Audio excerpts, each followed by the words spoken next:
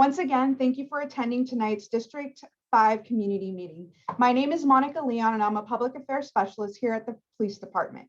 Tonight, our meeting is currently in webinar format. We will be utilizing the Q&A box to answer questions throughout the presentation. For all questions that we don't answer, we will have a segment at the end of the presentation to answer these. Before we get started, I would like to ask Vice Mayor Salwan if he would like to say a few words before handing it off to Chief Washington. Vice Mayor?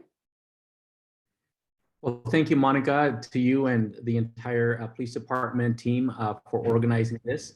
I'd like to welcome everyone to the District 5 meeting with the police chief. And, we have so many issues right now, whether it's, the COVID pandemic, homelessness, public safety concerns, make sure we're well funded during this time of the pandemic. So the issues are numerous, and we are fortunate to have a strong tradition of strong policing in City of Fremont. And so it's very, it's an honor for us to have a great police chief like Chief Sean Washington, who is a great newcomer and also he's an old timer. He's been here for a while, and he's worked his way up from all levels of government, and he is the right chief at the right time. So we're very fortunate to have someone like him step up and serve our city. And he understands the culture of our police department, and he also is looking forward to adding new things. And I look forward to hearing what he has to say and what new plans he has for our city. As city government, our job is to make sure we represent you and we listen to your concerns. And so we welcome the feedback, and without any further ado, I turn it over to Chief Washington. Please welcome him. Thank you, Vice Mayor Salwan, and it is my absolute pleasure to be before you, all of you today. We have quite a few reports and issues to talk about, and we're lucky to be joined by some other city staff members today that's going to talk about a little bit about Project Homekey. So I know that has been a topic of discussion, especially in District 5. So we wanted to make sure that we were responsive to some of those concerns and information that's being talked about, especially in your particular district. I do want to start off by just thanking the community, Vice Mayor, your leadership, and the rest of the City Council for coming together in support of our tragic loss of Captain Fred Bobbitt recently, which just obviously devastated our department. He was such an integral part of our community and how we serve, and he will be sorely missed. But our community came together and supported our department during a low point, and I can't say enough about how much that meant to our organization. So we'll start off the meeting by turning it over to Dan. I'll let him introduce himself, and he'll have a little bit of information on Project Homekey. So Dan? Yeah, thank you, Chief Washington. Yes, I'm Dan Schoenholz, and I am the Community Development Director for the City of Fremont. And in that role, one of my responsibilities is trying to add to the inventory of affordable housing in the community. So Project Homekey fits into that. I wanted to briefly touch on the city's application for funding to the state of California for $40 million to convert the Motel 6 on Research Avenue into permanent, supportive, affordable housing. Now, addressing homelessness is one of our City Council's highest priorities. And in the last couple of years, the city has opened a new housing navigation center in the parking lot at City Hall, and has also instituted a pilot safe parking program for those living in their vehicles. But neither of these programs provides permanent affordable housing. And that's the biggest challenge that we face in addressing homelessness, the lack of housing units that are affordable to those with extremely low incomes. During COVID, the state developed a new program, a $1.5 billion program called Project Homekey, as a way to quickly and cost-effectively move unsheltered people into permanent affordable housing through hotel conversions and other innovative approaches. Homekey provides a unique opportunity to secure state funding to address homelessness in Fremont. After reviewing proposals for 4 possible hotel conversion sites, staff recommended and the City Council approved an application to the state for funding to purchase and convert the Motel 6 site to affordable housing. The city proposes to work with a developer from Los Angeles called Shangri-La Industries that has experience with Homekey projects and hotel conversions. And Shangri-La partners with a service provider called Step Up, which will manage the apartment complex and provide supportive services. And Step Up has managed 15 similar projects across the country with great success. Step Up has a stellar track record of a 97% retention rate, meaning that for all tenants who move into Step Up housing, even those who have been homeless for some time, 97% are still in housing after 1 year. So it's an exemplary record. If the city's grant application is successful, the conversion of the hotel rooms into studio apartments will need to be completed within 1 year. And then once residents move in, Step Up will provide several on-site property managers to oversee the new apartment complex.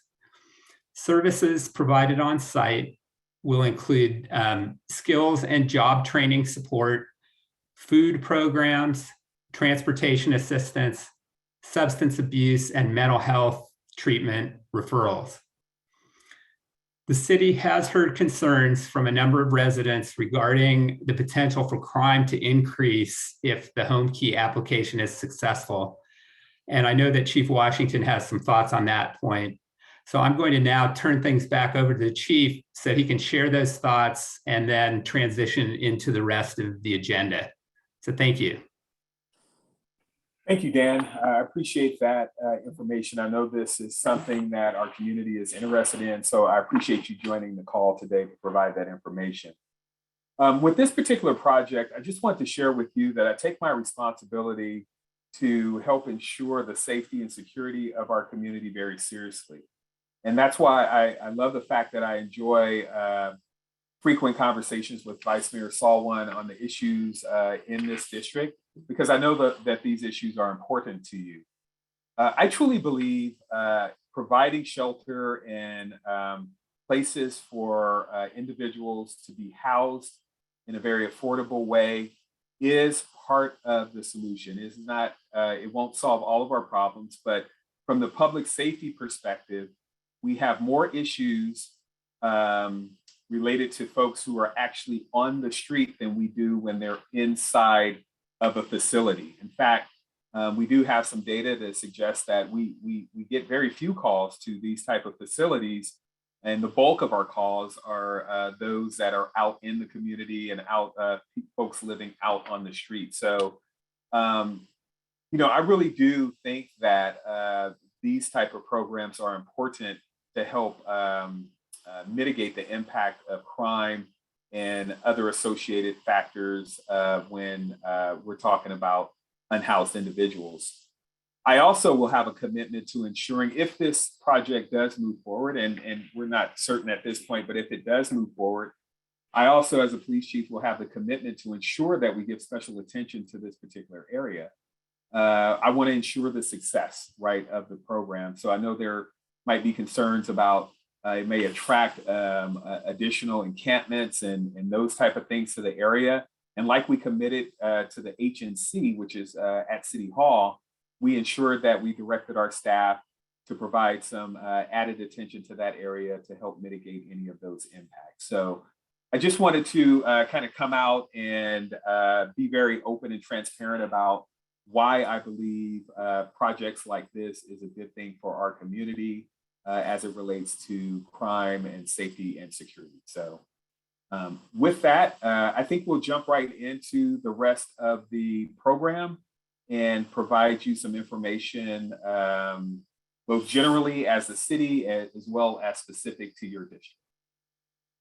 So So we have the introduction. I do have one of my managers here, Joanna Candidate. She's going to help break down some of the statistics overall in the city, as well as specific to your particular district. I'm going to talk a little bit about the police chief's transition plan and goals. That's online. I produced that several months ago. You can certainly reference that at your leisure if you're interested in hearing more about that online. And then we're going to jump right into the crime update. And if there are questions at the end, we're certainly willing to engage and answer those. So the transition plan, there are 6 goals that I would like to see happen. And we have made quite a bit of progress on this transition plan over the last 5 months. The first is to enhance community relationships, trust, and police legitimacy. We enjoy a very supportive and productive police department because of our community. That relationship that we have with the community is so important. And that's why we're able to enjoy a relatively low crime rate here in our fine city. So we want to make sure we maintain that trust, and we are seen as a legitimate police organization and an example for others throughout the state. Number 2 is to assess organizational effectiveness and efficiency. So knowing that we have limited resources, we want to make sure we're being as effective and efficient as we can in deploying those resources and aligning those resources with the priorities of the community. That is very important. We also want to conduct a comprehensive review of our policies and procedures. This speaks to organizational legitimacy as well. So we're in the process of doing that. Staffing is an ongoing challenge. It comes and goes. Right now, we have some challenges with staffing. You know, we're down quite a few officers. And so we have to be creative with how we attract well-qualified staff to come join this very noble profession. And then once we have the staff, my commitment to continue to professionally develop and train and educate our employees to ensure they're delivering the highest level of professional service to our community. The goal number 5 is to increase internal communication, team building, and employee wellness. The employee wellness piece is really close to my heart, and we're going to do everything we can to ensure that we're being very supportive of our employees, ensuring their mental, physical, and financial well-being and planning. So that's very important to our department as well. And then lastly, we want to build upon City of Fremont partnerships and support city initiatives. So as Dan was describing, it is a partnership. You know, he has a role, Human Services has a role, and indeed the police department has a role in trying to mitigate the impact of our unhoused community that it has on our community, I should say. So those are the goals that we have. We've made, I think, tremendous progress thanks to the professionalism and dedication of my staff. Next slide. So I just want to give a quick overview of some of the statistics that you might be interested in. And again, this is citywide. And this data is from 2021, unless we noted otherwise. My biggest concern, and I think that you share the concern, is violent crime. And that is our top priority. We devote a tremendous amount of resources to trying to mitigate the impact that violent crime has on our community. Our goal is to investigate and reduce shootings and gun crimes. We focus on quick apprehension to prevent additional incidents. And last year, we made about 20 arrests of the priority subjects identified by our gun violence reduction team. You might notice that we've had an increase, a sharp increase in the number of shooting incidents and firearm arrests in 2021 versus 2020 and the years prior.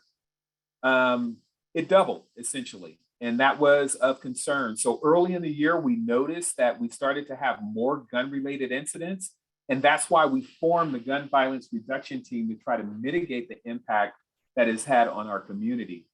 You might also notice that this unfortunate trend is not just specific to Fremont. We've seen nationwide and in our region an increase in gun-related crimes and shootings, unfortunately. So we're definitely keeping an eye on that. We're definitely making some adjustments internally to try to mitigate the impact of these crimes. Next slide. So our homicides and serious assaults. So you might notice that we had one more homicide than we did in 2021 than we did in 2020. Now, I should have started off by saying when I'm talking about these statistics, I don't want to make it seem like I'm minimizing the impact that these crimes have on our community. So when I'm talking about increases or decreases, it's not, you know, I'm not discounting the impact that this has, especially with homicides. Although we had, quote unquote, only one more homicide, that was someone who lost their life. And that is significant. I want our homicide rate to be 0. So I provide these statistics just to put things into context and give you an idea of where we are at this point in time. Fremont is a very large city, you know, over 230,000 people. It's the, you know, 4th largest city in the Bay Area and the 16th largest city in the state of California. So relatively speaking, to have 3 homicides is a statistic that is among one of the safest cities in our state. Serious assaults and attempted homicide, you can see that we have been trending up from 2020 to 2021. That is concern for me as a chief and our staff. So again, we're evaluating what options we have internally to help mitigate the impact of these crimes. Next slide. I should have mentioned that those 3 homicides that we had last year, all 3 were solved, meaning we were able to solve all 3 of those crimes. So we don't have any unsolved homicides in the city for last year. Now, robbery, the good news there is we've been on a downward trend over the last couple of years, and we remain pretty steady. You know, I'd like it to go down even further, but robberies pretty much remain the same for 2021 as compared to 2020. The key to our success in mitigating these, the impact of these crimes is a quick response through investigation and subsequent apprehension. We also maintain a great collaborative relationship with outside agencies to share regional suspect information. Next slide. All right, so we're going to move on to property crimes. And so what we try to do to mitigate the impact of property crimes is conduct high visibility patrols as deterrent in identified hotspots. So Joanna Canaday, Manager Canaday, does a great job of identifying where we're having these crimes and then helping to direct the department to deploy resources into that area to try to deter and or identify suspects. We focus on the repeat offenders as well. We know that a very small percentage of our society is responsible for the majority of our crimes. So if we can focus in on those repeat offenders or those we've identified causing the most harm, it really does make an impact on our crime rate. And then continued use of technology resources really makes a difference. And that's where you all come in. Your support of our use of technology really does make a difference. Technology is a force multiplier for us. We're able to follow up quickly and effectively on some of these crimes. So residential burglaries has trended down by a lot of great work from staff. You can see from 2017 to 2021, we've been on this downward kind of trend, and that has maintained for the last year. Commercial burglaries. So we had a spike in 2020. We think that had to do with the onset of COVID and a lot of folks not being at the workplace and leaving some of our businesses vulnerable as a target of opportunity. As folks started to go back to work, we started to see the numbers start to dip down again. And we think that's because as we became vaccinated and started to understand COVID a little bit more, people started to go back to work. And that contributed to people being there and less of an opportunity for these thieves. Our vehicle burglaries as well has trended down. You can see the numbers there in 2020 to 2021. We had about a 300 or so decrease in the amount of vehicle burglaries. Next slide. So auto theft. Unfortunately, this trend has been kind of creeping up over the last couple of years. It's historically high, many repeat offenders. So the focus has been on using technology and automatic license plate readers to apprehend and or recover some of these vehicles. I tend to believe that some of the limitations that we had during COVID may have played a key into this. You all know that we were not able to hold on to suspects that we captured due to overcrowding and COVID concerns in jails. We actually could not take them into physical custody for some of these crimes. We would have to issue them a citation with the promise to appear. So the criminals are smart. They understand that there was not going to be much of a consequence for this type of crime. And so I think that may have contributed to the spikes that we saw. I can't be 100% certain of that, but just my professional judgment, I think that was a contributing factor. The next slide. And then grand theft. So we truly believe the increase was attributed to a trend of catalytic converter thefts. I think that's been in the news enough to where you might be familiar with the catalytic converter thefts that have plagued this region, if not the country. We had an average of 67 of these thefts per month. And so the investigative focus on secondhand dealers and recyclers really became what we focused on. And then sharing information regionally, because this is a regional problem. We know that oftentimes there are folks that come into the city of Fremont from outside this jurisdiction to create harm and conduct this criminal activity.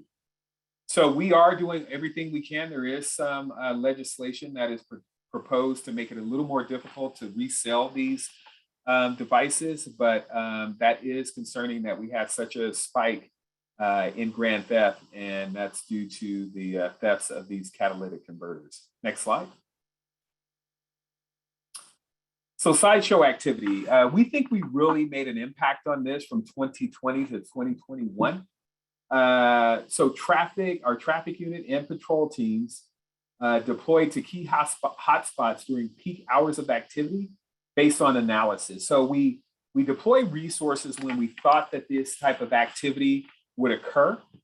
We also partner with our regional law enforcement agencies to share information and communicate when these type of activities would pop up. And so if you don't know, sideshow activity is something to where illegal racing or stunts conducted in vehicles, they basically take over an area and do donuts, and oftentimes there's violence associated with it, illegal drugs and those type of things, and they overwhelm the resources of law enforcement for an hour or so. And we saw a peak in that in 2020, but we've seen a decline in 2021. And I think that's because of our adjustment and strategies on how to mitigate the impact there. So next slide. All right, so homeless related calls for service and 5150s, which are mental disability reports. So as you can see, we had approximately, we had approximately 9 homeless related calls per day for 2020 through 2021. The homeless disturbance calls have remained relatively steady, but been on a slight decline, which is good. It's important to understand that we just recently started to better track the homeless related disturbance calls. So we have our MET unit who gives attention to these type of calls, as well as our patrol officers. But there has been, a slight decline in those calls for service over the last couple of years. Now, with 5150 reports, there has been a decrease, and we do attribute that to enhanced officer training. So better training for our officers on how to respond to these individuals and the follow-up associated with it. And then again, committing to ensuring that our MET team is well trained and available to respond to these repeat clients has been important. So you can see the downward trend there, that we've dealt with less and less of these calls for service. Next slide. All right, so let's get into hate crimes really quick. And it's important that we start off by stating that a hate crime is different than a hate incident. So a hate crime is a crime against a person, a group, or property motivated by the victim's real or perceived protected social group, a disability, gender, nationality, those type of things. Hate crimes are serious crimes that may result in imprisonment or jail time, and we take these extremely serious. We will drop what we're doing, and we will devote the necessary resources to investigate these crimes. We know the impact that it has on our community members. Now, that's different than a hate incident. That's an action or behavior motivated by hate, but which, for one or more reasons, is not a crime. Name calling, insults, displaying hate material on your own property, posting hate material that does not result in property damage, or distribution of materials with hate message in public areas. Now, although there's a difference in what we can charge as far as the criminal side of things, I don't want to minimize that a hate incident can be just as impactful to the individual. In fact, I myself have been victimized of a hate incident here recently, and I know how that can have an impact. So I don't want to minimize that impact whatsoever. So we did have more hate incidents by 3 in 2021 versus 2020. 3 of the 7 that we had were anti-religion, and 4 of the 7 were anti-race. So that is something we're monitoring. Although it is an increase, these incidents are still relatively rare in our community for the size of our community, but I know that impact is still significant. Next slide. All right, so at this point in the presentation, I'm going to turn it over to Manager Candidate, and she's going to talk about some statistics that are specific to your district. So we had an opportunity to connect with Vice Mayor Salwan, who brought forward some of the concerns of your particular district that I'll talk about in a little bit. But I thought it was important for a Manager Candidate to review the statistics specific to your district, so that I know that's what you have an interest in. So Joanna, I'll turn it over to you. Thank you, Chief. Hello, District 5. What you see before you, as the Chief said, this is District 5 reporting and crime.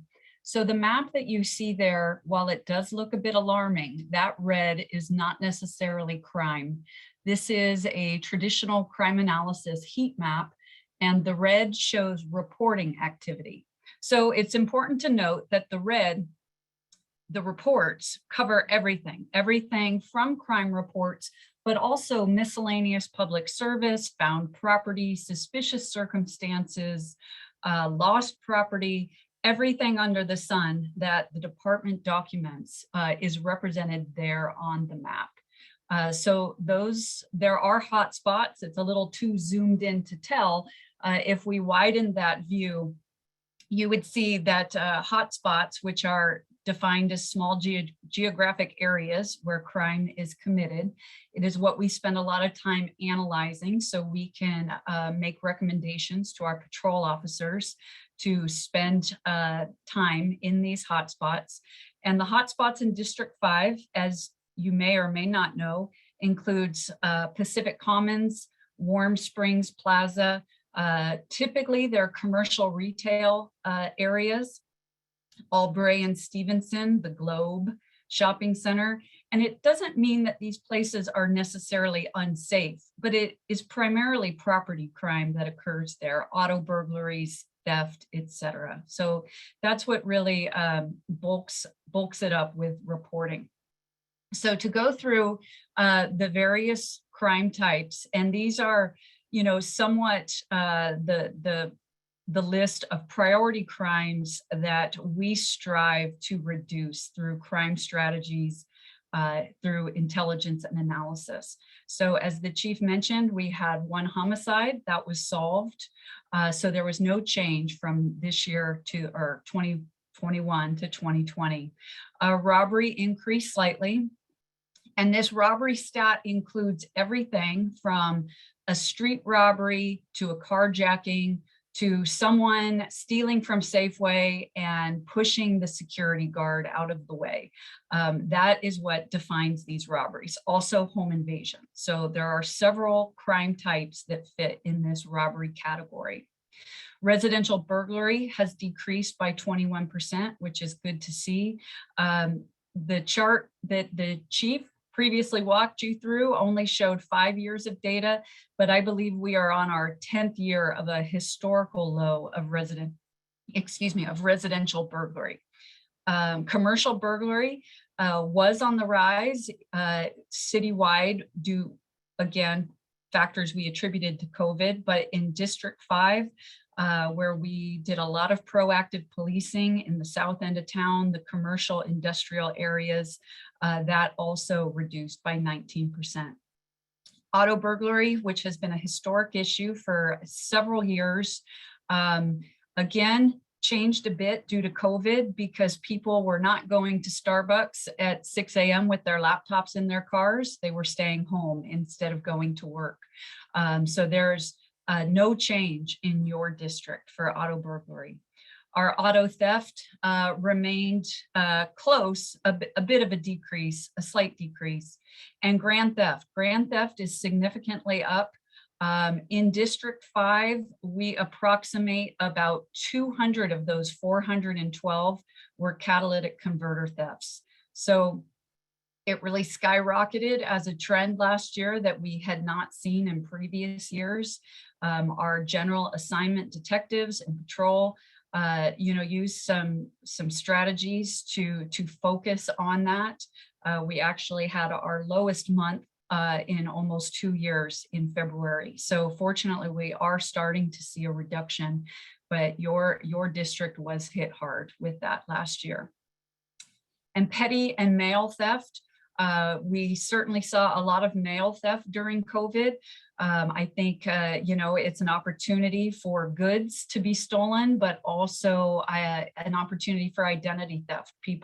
Criminals were looking for, EBT and benefit cards and other items. So we saw a lot of mail theft in the city last year. You had a 6% increase from the year prior. Vandalism has increased. Your overall police reports have increased. And again, important that that's not just crime, but an increase in reporting.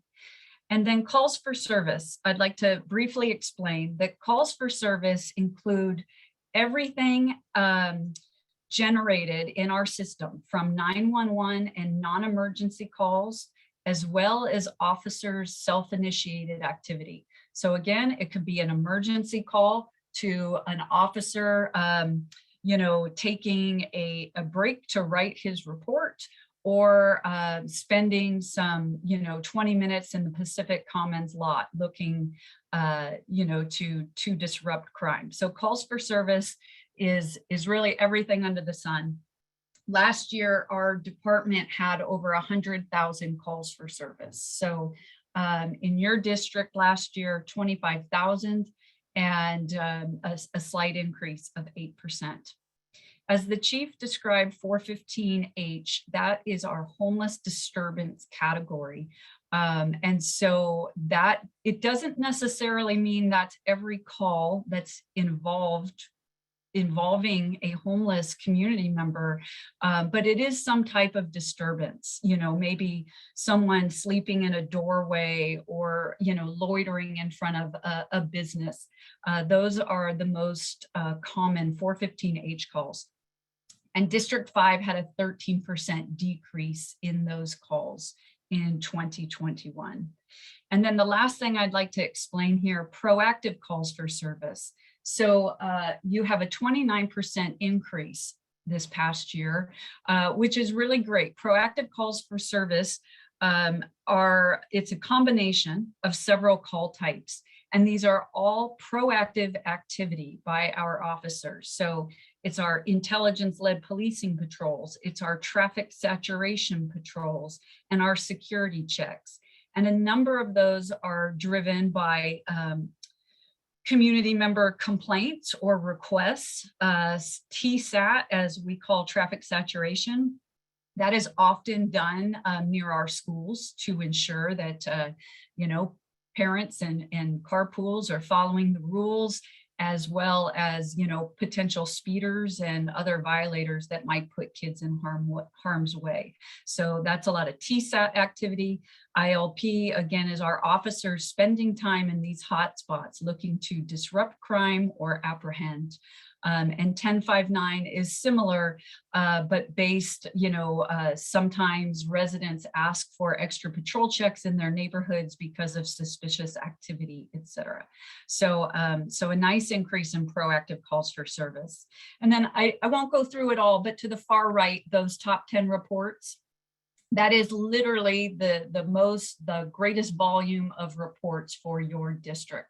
So all the numbers don't exactly match up because to the left, we combined petty theft and mail theft, whereas petty theft is isolated to the right. But there are some distinctions, as you can see. Outside vehicle recovery, that's essentially cars that were stolen from neighboring agencies that were recovered in your district.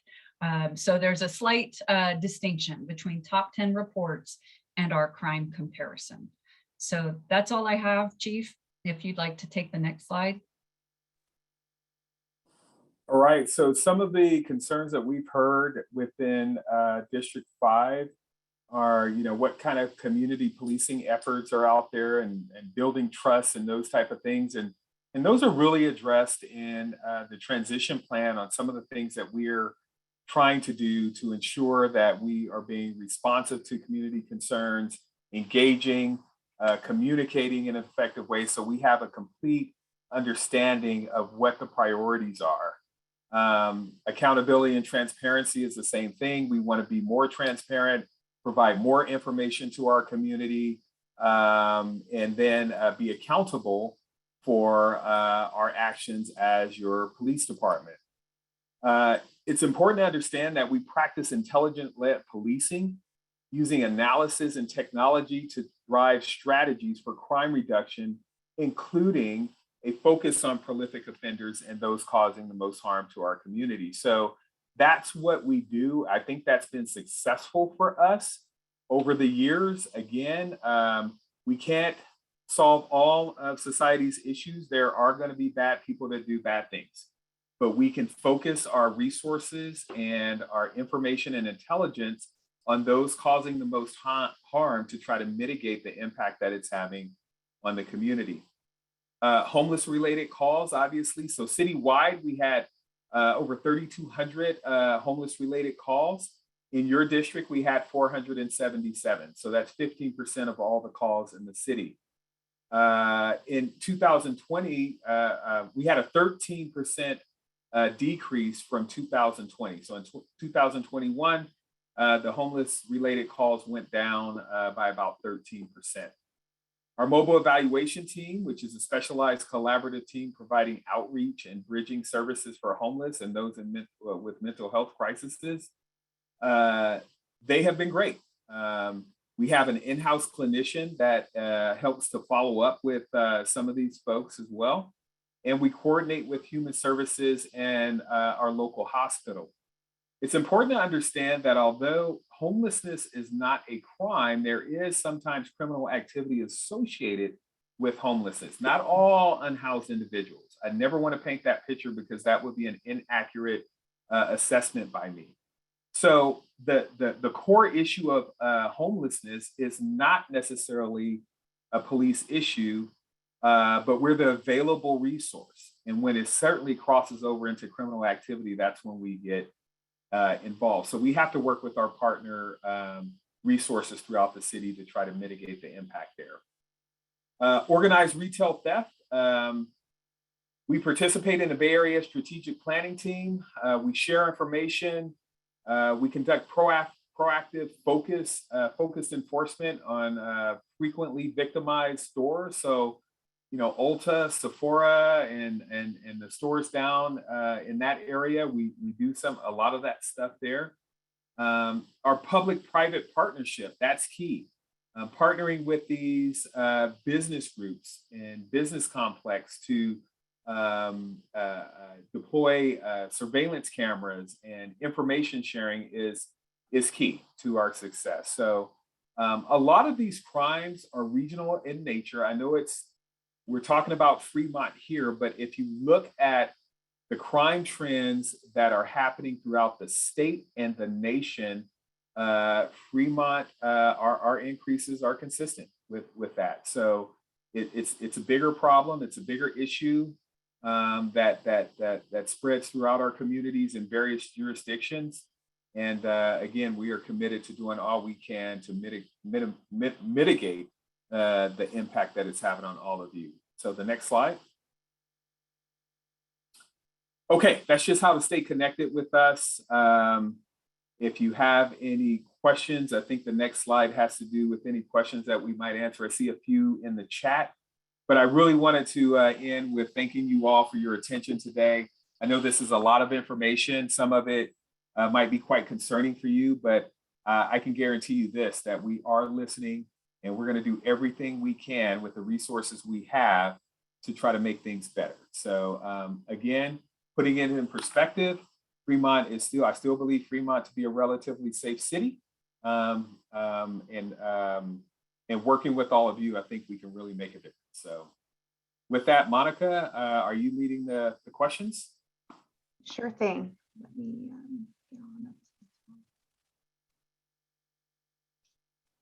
all right, the first question, why did gun violence double? Cannot be purely due to COVID.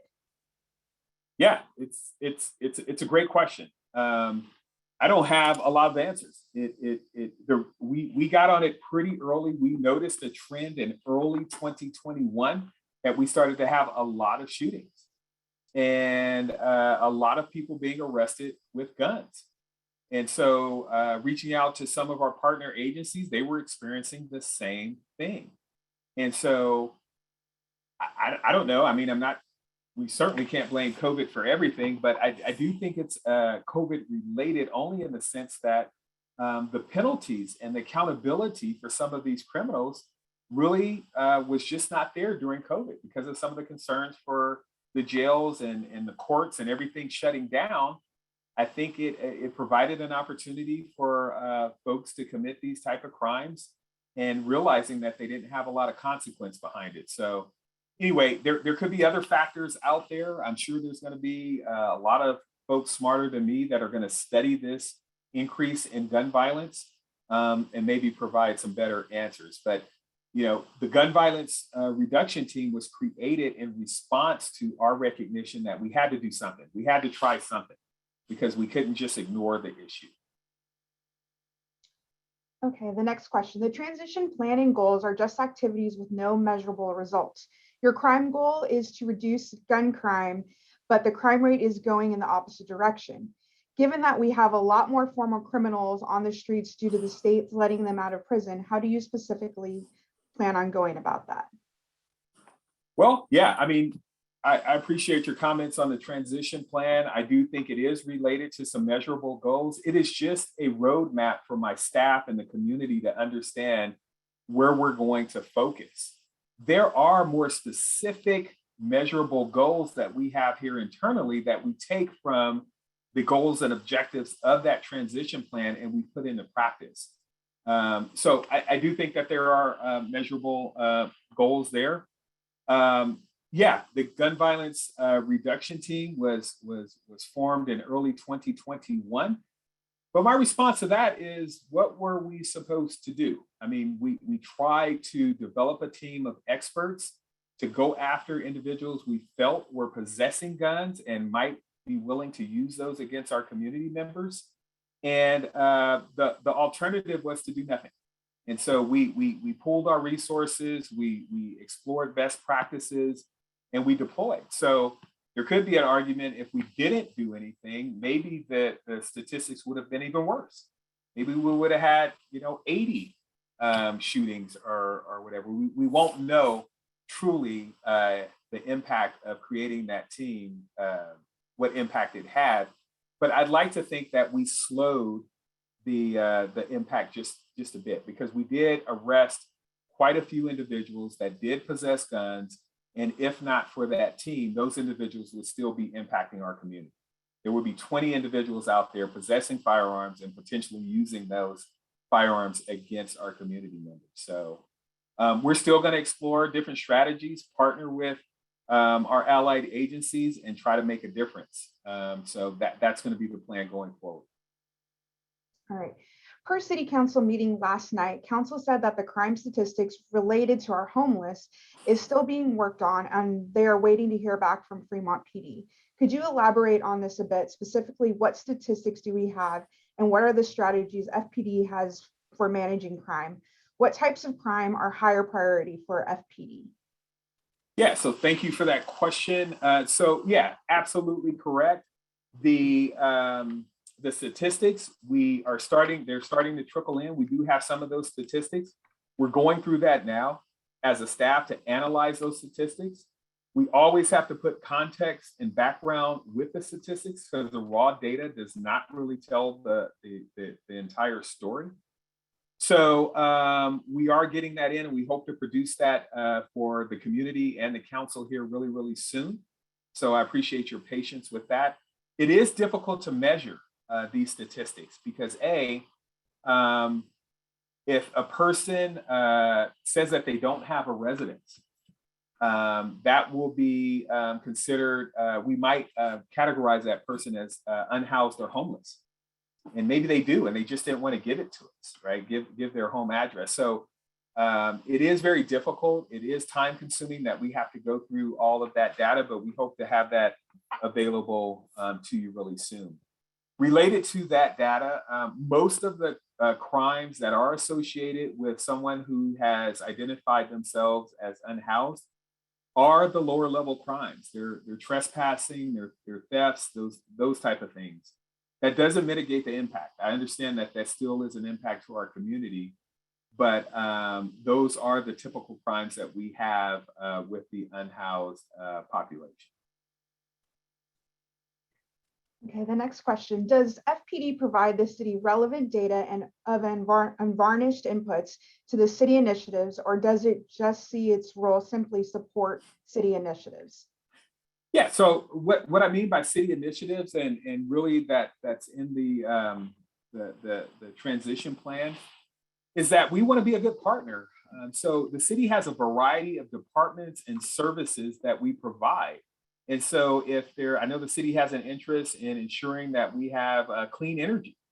So we're going to do our part. And that's why we've invested in some clean energy vehicles here at the police department with our goals to try to mitigate the impacts of homelessness. We're going to do our part. So we're going to partner with those other agencies throughout the city to see how we can help. So that's what's meant by support city initiatives is when we come together as department heads and at the direction of our city council, and we get those priorities, we come together, and it's just my commitment to ensure that we're being a good partner with supporting the direction of the city as directed by the council and our community members. Okay, next question. What factors have been observed that contributed to the increase in serious crimes assaults in 2021? Similar to the gun violence, it's just there's a lot of theories out there. We just don't know. We don't know if it has to do with overall people's angst and uneasiness about where we are as a country and how we seem like there's this big divide and people aren't coming together and those type of things. Is it stress from COVID? Is it because people were together, in households, and there were more assaults and those type of things? So it's going to take some time for us to really analyze why these increases have occurred. And no one in the industry really has been able to come up with a clear answer. And again, this is not just in Fremont, this is across our country. that these statistics are these particular crimes have increased. So I'm sorry I don't have a better answer for you on that. And we continue to talk about it pretty much daily on the why and the how best to respond to these crimes. So. Okay. Does the department track home commercial alarms and police response? Does the department track home commercial alarms and police response? Well, I don't know if we have, and maybe I'll ask Joanna to maybe she has some more information. I don't think we track our response to those alarms.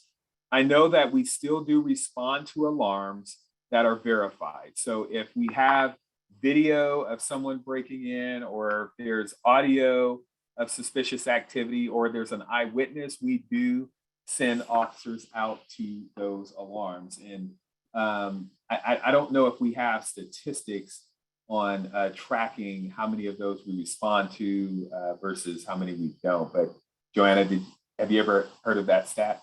Well, we do have a call for service, of course, for alarms. Some of those alarm calls do turn into, as you said, verified alarms that end up resulting in a burglary. But there are many just alarm calls with no verification, and that number is available, but we don't actually track it or analyze that. Okay, the next question, is there a similar heat map that only show actual crimes? If not, why not? We do have on our police website, cityprotect.com, you can adjust the filters for a particular time, date, range, particular crime types, and location areas. So you can see the crime there. To be honest, the map I showed you was just illustrative of what a crime analysis map provides. Even if I showed crime and not reports, I don't think it would be that informative, but you can do your own searches on our website. Okay, we heard from you that PD is increasing presence in neighborhoods, but we are not seeing this as a focus, seems to be on hotspots. We need real meaningful engagement between PD and residents and enforcement of the laws. This will truly make Fremont the happiest city in the country. Can you commit to doing so? Well, absolutely. So if you review a portion of the transition plan, we're actually developing a program in which we're going to ask our officers to be more present in our communities. So it's called the Community Connections, our patrol projects. And this is where an officer will identify a particular area or part of the community in which they're going to take a particular interest in. And during their 6-month assignment, they will be the liaison. They will have outreach to that particular community, do extra patrol checks and those type of things. Now, with that said, so that is a commitment that I've had, and it's embedded in the transition plan as well. But with that said, we do have 90 square miles, and I only have 200 officers. So it's going to be impossible for us to touch every single neighborhood, but we will certainly in the coming months deploy that strategy to be more visible and engaging with our community. So absolutely, that is my commitment. How many police officers are in Fremont and how many are assigned to District 5? Wow, that's a difficult, well, the easy question is we are authorized for 200 officers. Right now, we are down over 20 officers, so we only actually have in the 180s or so. And that comes and goes. We were at 0 vacancies about 18 months ago, and then with a wave of retirements, and then a couple of unexpected vacancies, we are where we are. But I'm pretty confident that we'll make up that difference here in short order. So as far as District 5, we have 3 zones in the city. And so I definitely can break down how many officers we have in each zone, but District 5 doesn't necessarily align with how we deploy our resources. I will tell you that on any particular day in the Zone 3, which consumes most of District 5, we will have anywhere between, depending on what time of the day, we'll have anywhere between 12 and even up to 25 or 30 officers with the overlap. So it just depends on what time of the day. We use data to determine how we deploy our resources. You know, when we're more likely to be busy and have more calls for service, we stack resources during those times. And when we don't anticipate a lot of activity, then we're a little bit lighter. So I'm sorry, I can't give you a definitive answer specific to your district, but zone 3 for us, it covers the majority of your district. So that's pretty much the best answer I can give you.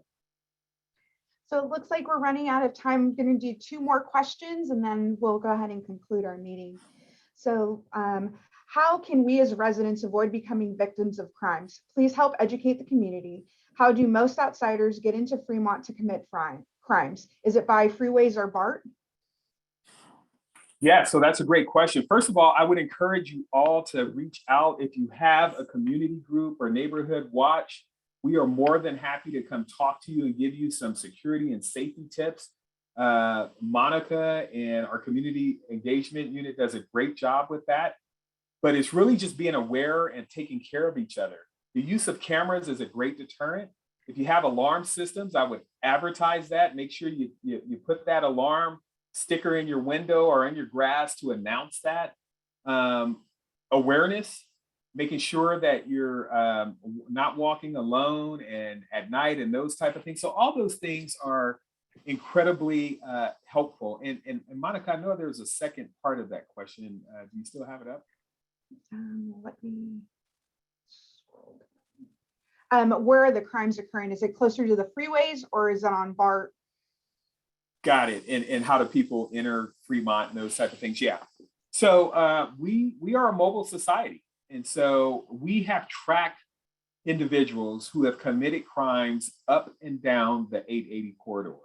They will go from city to city, go into that city, commit crimes, and then go on to the next city. And that's why it's important for us to have those cameras at our freeways and entrances to the city so that we can follow up and apprehend these individuals. So we don't get a lot, at least from my knowledge. I'm not sure we get a lot of activity from people coming into Fremont for BART because, you know, it would be easy for us to track them through the use of cameras and those type of things. And if they're waiting on a train, it would be easy for us to apprehend them. But because we're a mobile society, you know, they are traveling between the different jurisdictions. And that's why we need your help. I want to advertise the fact that Fremont and the community members that live here won't tolerate this stuff. And so you all are supportive in doing everything we can and using technology and cooperating with our officers to ensure that we can follow up and make Fremont a less attractive destination for would-be criminals. Criminals talk. Criminals talk. I remember being a young officer and I remember hearing 2 offenders arguing with each other about how they knew they should not have come into Fremont because we will deploy resources and follow up on criminal activity. And we will follow them to wherever their destination is. So if they come into Fremont and they commit crimes, we will follow them to LA, to Arizona, wherever to apprehend and bring them to justice. Okay, our last question. Under what situation, circumstance will you actually respond to a home burglary report?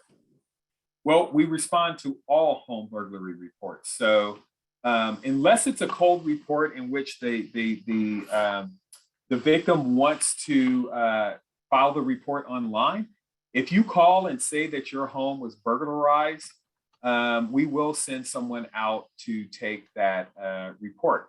First of all, there's evidence there, and we want to collect that evidence, and we want to solve that crime. There are occasions where sometimes the community member will want to just file a report online to get a report for their insurance and those type of things, and we do allow that. But if there's an active burglary for sure, or you come home and find that your home has been burglarized, we will send someone out to take that report. All right, I have went ahead and addressed all the rest of the questions. If you want to go ahead and email me those questions, I will do my best to get the answers back to you in a timely manner. It seems that we have run out of time with our meeting. So Chief, if there's any closing remarks. No, I just wanted to thank all of you again for your time and allowing me to engage. This is helpful for me, especially as a new chief, to hear from our community, to understand your concerns, to answer those questions and hear those questions, because it gives me a better idea on how I need to deploy resources and develop strategies to better serve you. So Vice Mayor Salwan, I will turn it over to you for some final comments, but I also appreciate your leadership, especially in this district, and how you've communicated with me the priorities of District 5 as well. It really is helpful. And I thank you for that. Well, thank you to everyone for coming out today, spending your evening with us. Special thanks to our great Fremont Police Department, our police chief, Monica, Johanna, all the other folks behind the scenes to make this happen. And, you know, it's the cooperation with our community is what helps make Fremont a strong city. And so, you know, we are a team. We are all going through the same problems. And so if we are united and we work together and we communicate, I think we can solve anything. So I just want to thank everybody for coming out, and you know, let's continue the dialogue. Let's keep the conversation going, and let's keep meeting. And I really want to thank the chief for being so responsive, setting a tone for how he's going to operate, and his willingness to engage with the community. So that means a lot. So we really appreciate that. And I thank you for spending your evening with us, Chief. I know you're a busy man and got a busy department, and especially right now with all that we're going through with the loss of Captain Bobbitt, and your leadership is very crucial. So thank you for everything.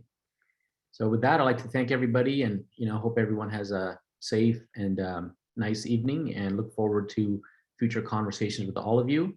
You can always reach out to us. All of our emails are available online. And of course, we have wonderful Monica who can coordinate a lot of that communication. So thank you again.